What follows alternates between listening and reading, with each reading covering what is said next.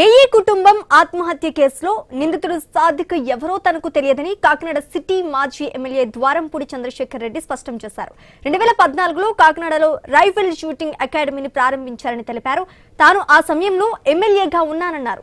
Shooting academy ప్రారంభోత్సవానికి ఆహ్వానిస్తే local ముస్లిం లీడర్లతో కలిసి వెళ్లానన్నారు. ఆ సమయంలోనే సాదిక్ తనతో ఫోటో దిగాడని తెలిపారు. ఈ ఫోటోపై టీడీపీ సోషల్ మీడియా తప్పుడు ప్రచారం చేస్తుందని మండిపడ్డారు. ఏఈ కుటుంబం ఆత్మహత్య కేసులో నిందితుడిగా ఉన్న సాదిక్ ను కఠినంగా శిక్షించాలని ద్వారంపూడి చంద్రశేఖర్ రెడ్డి డిమాండ్ చేశారు. నాతో పాటు ఆ రోజు ఉన్నటువంటి వైఎస్ఆర్ పార్టీ నాయకులు, అధికారం నాయకులందరూ కూడా రావడం జరిగింది. ఓపెన్ చేసాం. ఇనాగ్రేట్ చేసిన తర్వాత అందులో భాగంగా నాకు షాల్వా కప్పి ఒక ఫోటో తీసుకోవడం కూడా జరిగింది.